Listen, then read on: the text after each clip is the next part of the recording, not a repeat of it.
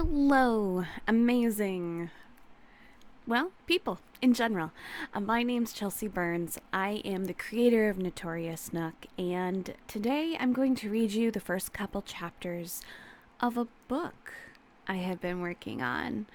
The book itself is called The Whisper of Waves. It's something that started out as a dream and then became more. So I'm going to be basically doing the first couple chapters.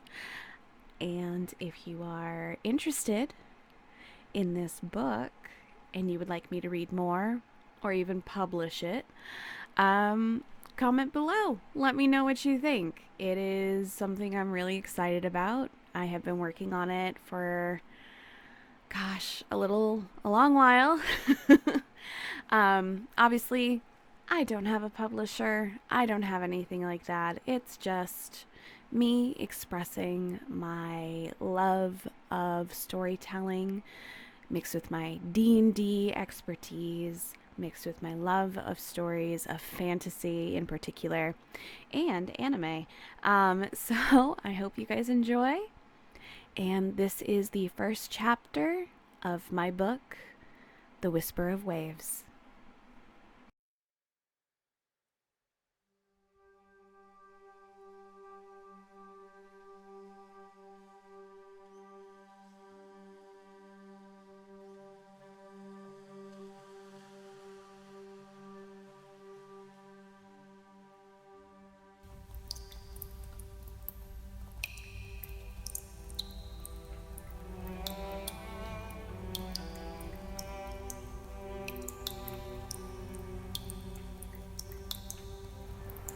She had always wondered what drowning might feel like.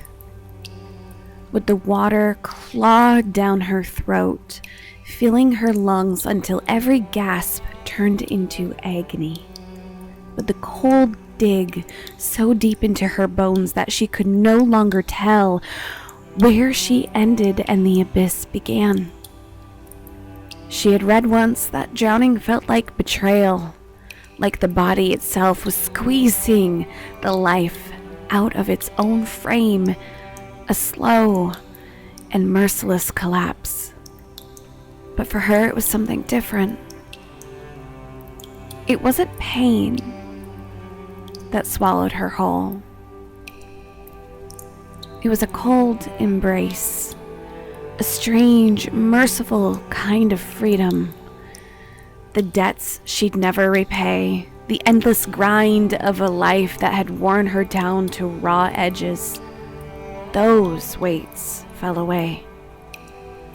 As though the water itself had stripped her clean, her consciousness floated, weightless. For the first time in years, she wasn't chained. She was drifting, and the darkness, the darkness welcomed her. She could almost laugh, could almost dance in it. And yet, guilt gnawed at the edges of that serenity. The people she would leave behind, the promises she never kept, the words she never had the courage to say out loud. They clung to her more fiercely than any current. She thought drowning would mean the end. But in that moment, just before the dark consumed her entirely, she realized it could be, it only could be something more.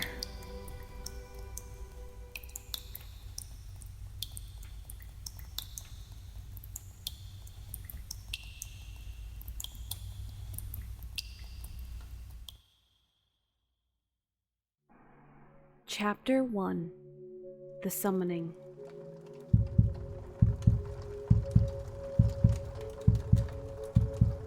Veiled whispers echoed like the wind through stone. their words flickering in and out of awareness like dying candlelight.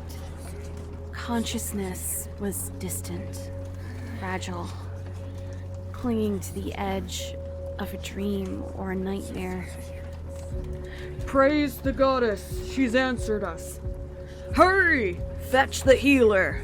The Grand Magus has done it! The voices bleed into each other. Excitement, awe, panic, all swirling around an echoing room. The sharp tang of blood and melting wax stung the air. Torches sputtered, casting trembling shadows across marble floors streaked with unfamiliar symbols. And then, a breath. A flicker of blue eyes. Evelyn gasped. The chill of the stone biting into her skin as awareness slammed back into her body. Her dirty blonde hair clung to her cheeks, damp with sweat. She pushed herself upward, limbs trembling, her vision swimming before focusing on the floor below. Her voice was barely a whisper. "What the hell?" The words echoed unnaturally loud, silencing the murmurs in an instant, like the hush of forest sensing a predator. All eyes turned to her, and other dark forms.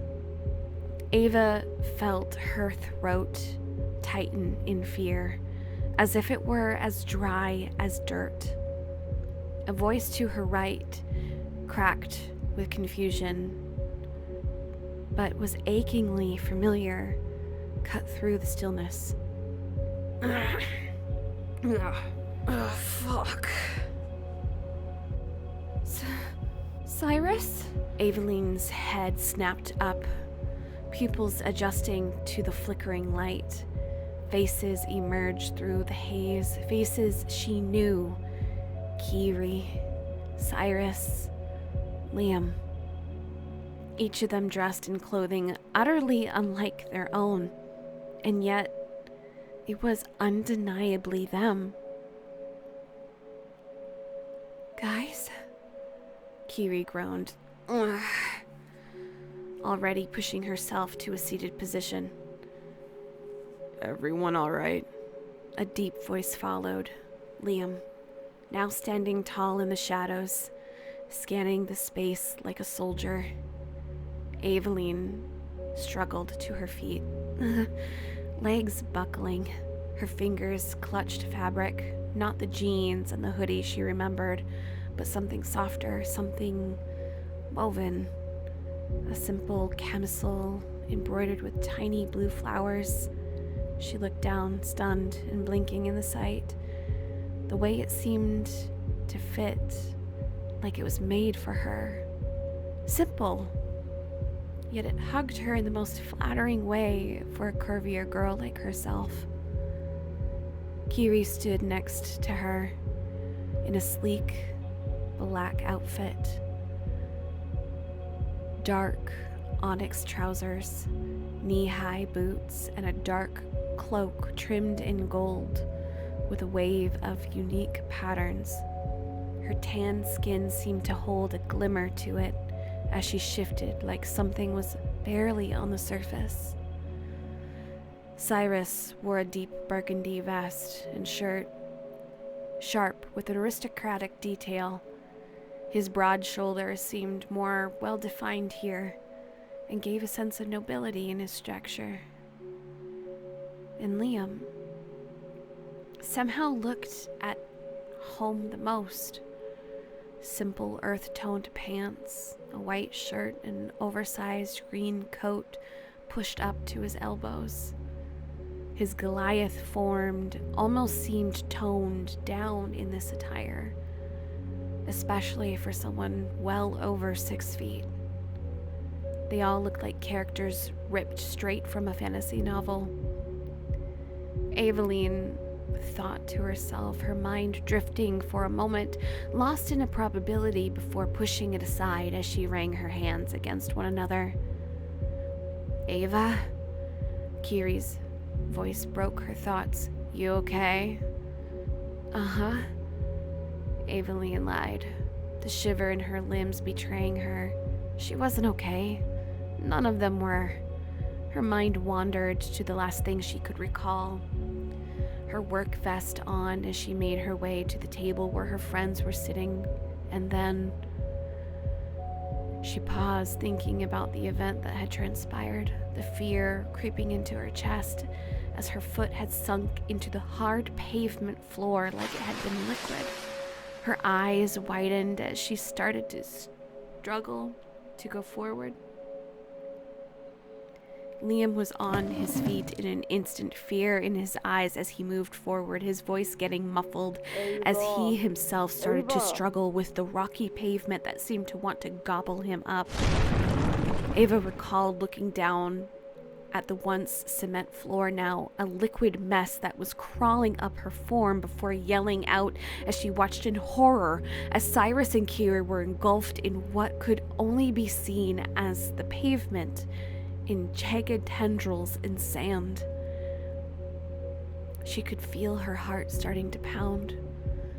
The feeling of the liquid like cement filling her mouth and lungs. It felt heavy, like she was drowning before it had gone. A thunderous clap startled them all, and they turned towards the booming voice. Our heroes, declared a rotund man draped in gold-trimmed red robes. A ridiculous crown perched on his brow. His smile gleamed, pristine white teeth and one gold fang. His voice echoed with the force of someone used to being obeyed. Aveline instantly recoiled. This had to be a dream, or a prank, or... This is wild, Kiri murmured, stepping closer to Cyrus. Nah, dog, I'm dreaming, right? Kiri looked over at Cyrus before moving over and pinching his arm. Ow, you dick! He whined, rubbing the location Kiri just pinched. Aveline followed suit, dragging her nails into her own skin. The sharp sting confirmed what her heart already feared. It's real, she whispered. The crowned man voice roared again. You stand in the kingdom of Elysia. Our grand magus summoned you.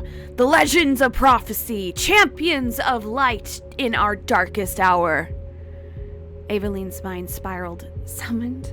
Legends? Liam's voice, cold and sharp, broke through the chaos. Send us back. Kiri's voice shook as she added, You had no right. We didn't agree to this. The king's smile faded. The air shifted as the soft clinking of armor could be heard around them.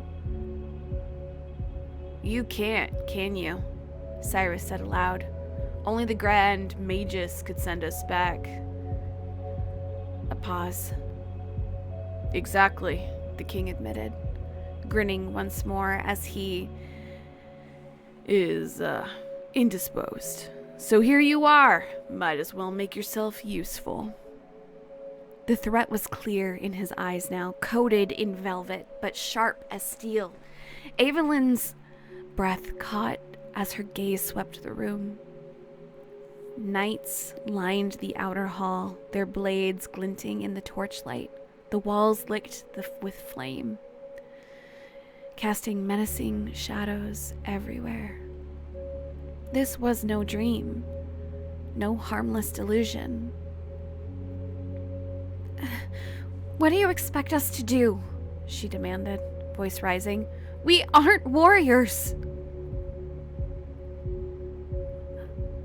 You will be, said a new voice, low, calm, steady. From the shadow stepped a tall man with tousled brown hair and a weathered tome cradling in his arms. Green eyes studied them with clinical focus. I am Bastion Lavoy, a High Magus. My teacher, the Grand Magus, summoned you.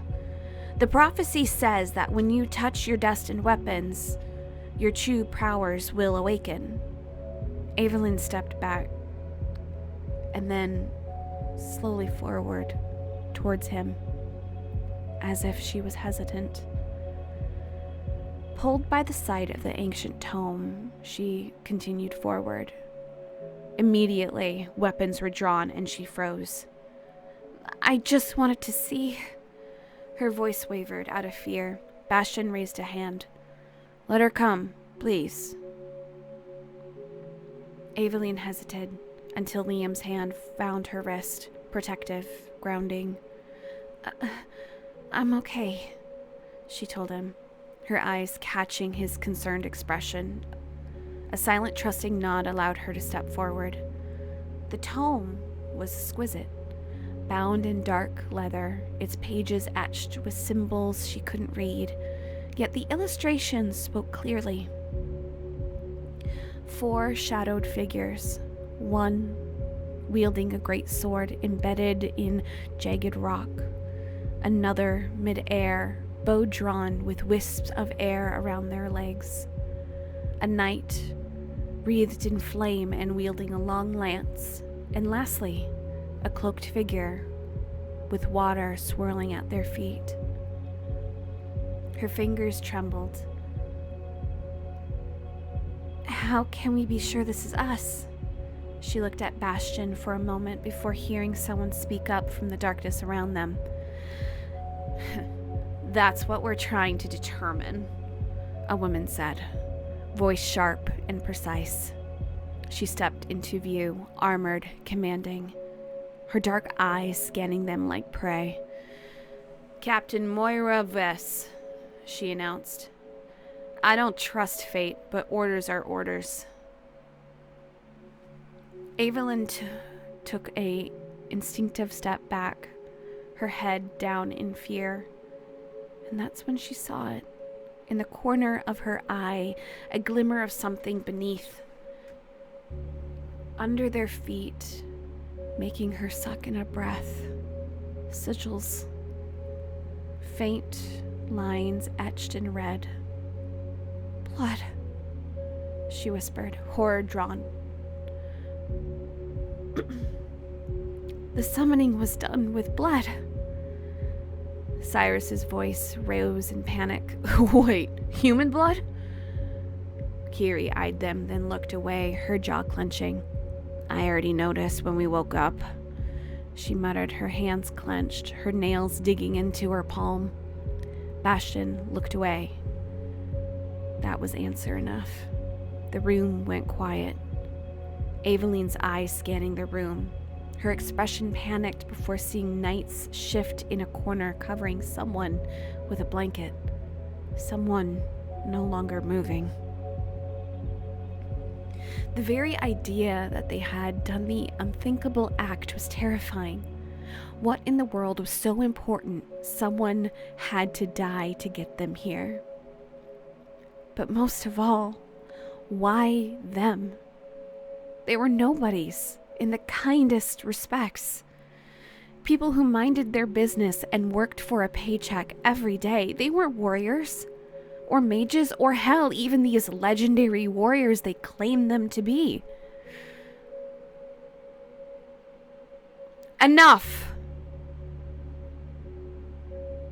A regal voice echoed through the chamber, making Ava pause and look up from her hands, which still trembled from the shock. From a sunlit corridor, a silhouette appeared, a tall woman crowned in silver, dressed in pale blue, her tongue cut through the air like ice. Alios, I told you this was not the way. The king grimaced.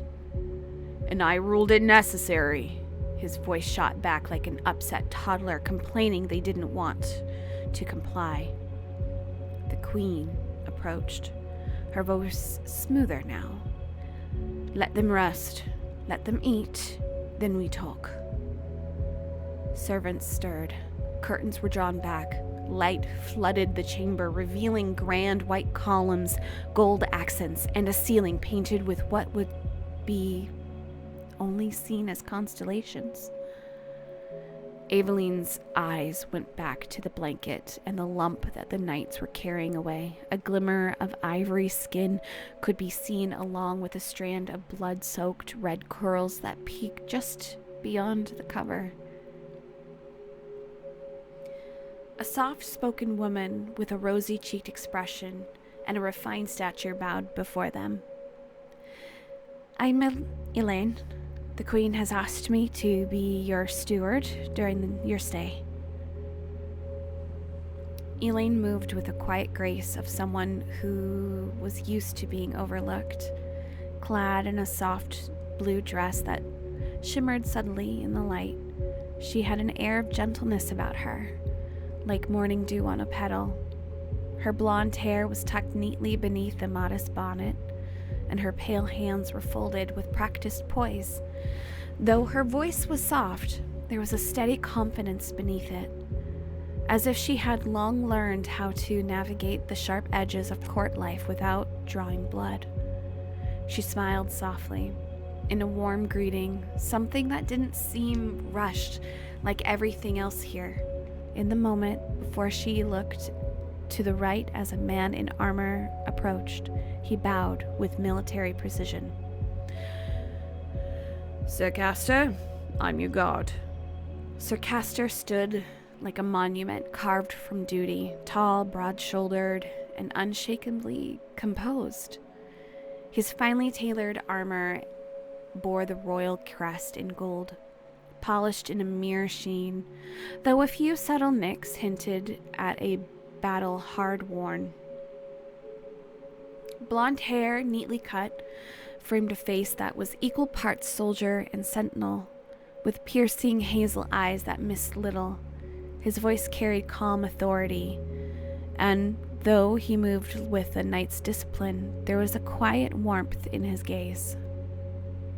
They motioned the group to follow, in which they did with a mix of resilience and caution. The overwhelming quiet of the grand corridors was broken only by the soft tread of their steps and the distant hum of life beyond those stone walls. Torches lit their way in warm flickers, casting golden glows across the intricate designs of the castle's marble floors and red carpets embroidered with the royal crest of Alistia. Elaine glanced over her shoulders, offering a small, reassuring smile. This castle, Crown Spire, kept has stood for over 500 years. The eastern wing houses the royal family, while the western halls are reserved for council members, scholars, and guests of honor, which now includes you. Honor, muttered Liam from under his breath. Elaine looked back at him with sorrowful gaze before continuing. Her voice was delicate but clear, rising just enough to hear without echoing. As she spoke, Cyrus slowed his head, tilting to the faint notes drifting from a half-open door. A soft melody echoed from what sounded like a piano, haunting and beautiful. "Is that..." he whispered, already drifting toward it. Ava eyed him with a soft smile. He was always so interested in music. Being a drummer himself, she guessed he couldn't help but tap his thigh to the tempo. Elaine paused, a hint of curiosity on her lips. "The music wing. One of the royal daughters is fond of playing late into the evening. She finds it comfort in the sound. A lot of us also find comfort in it as well." Cyrus leaned in, slightly more, his eyes wide with curiosity. "Feels like a movie set or something," he muttered, just loud enough for them to hear. Kiri moved to the opposite side of the corridor, peeking into an arched doorway that revealed a study lined with books and strange glowing objects suspended in glass cases. "Okay, this is wild," she muttered, her eyes scanning the shimmering artifacts that seemed to light up in the study. You think these are float because of magic or tech? Ava walked to her side and made a confused face. Magic, surely. Please, Elaine said softly, making both of them pause as they seemed to want to enter the room. Stay close. Many of the rooms are warded with enchantments, some are unpredictable. Duly noted, Kiri said, though her eyes were still wandering with wonder. Ava, feeling concerned, moved quickly as she rubbed her arms out of anxiousness. Her fingers paused, clutching the edge of her embroidered sleeve, her gaze lingering on the shadows in the corners of the hall.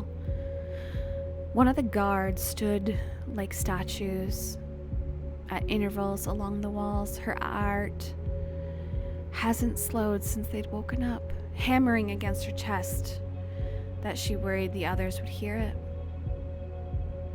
Liam mirrored her quiet, walking just a few steps behind, his eyes constantly scanning. He didn't say much, but the tension in his jawline and his tightly coiled posture said enough. He didn't trust this place. Not yet. Though it was a curious thing to be here, it made him on edge. This corridor leads to the grand staircase, Elaine continued, guiding them toward a wide ascending stairwell framed by massive stained glass windows. Your rooms are on the upper level. You'll each have your own quarters, though the Queen insisted they remain close together.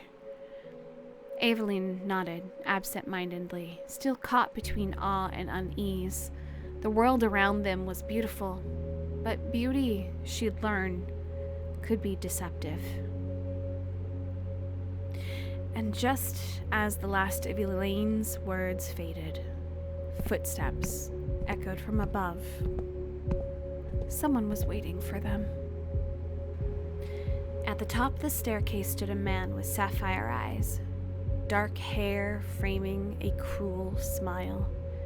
He radiated power and arrogance in equal measure. His appearance was striking, she had to admit. Lightly sun-kissed skin against the dark black attire that seemed to fit him in just the right manner to allow movement, but also show refinement. Prince Lucius, Elaine whispered. Bowing low, the prince descended, slowly, eyes gleaming with disdain and slight amusement. So, these are our saviors, he said with a chuckle. His gaze passed over each of them like a butcher sizing up meat. The Grand Guardian, he sneered at Liam. The Gale Hunter. To Kiri, he moved with ease down the stairs like nothing could hurt him, like he owned the place, and in this case, he did. Hey, man, Cyrus tried to intervene before being cut off by the prince. The Ember Knight, he says, not looking at him before his eyes look down at Aveline. And the Tide Saint, he said mockingly, his eyes catching her own in an amused manner as he looked her over.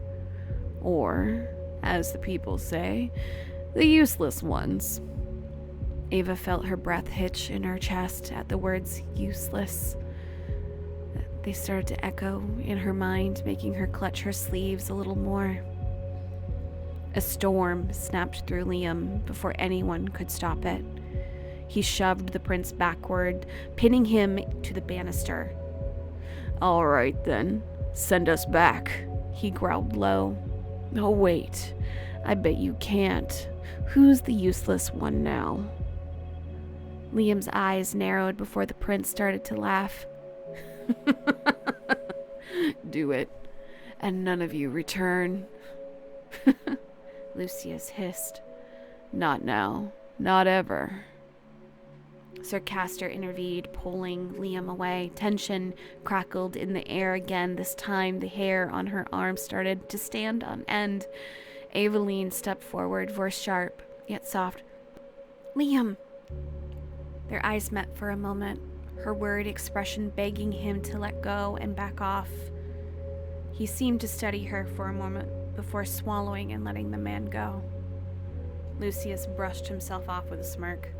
Quite the beast, aren't you? He eyed Aveline with a smirk. And seems the beast has a master. He chuckles, adjusting his shirt. Asshole, Kiri muttered, her eyes blazing with anger.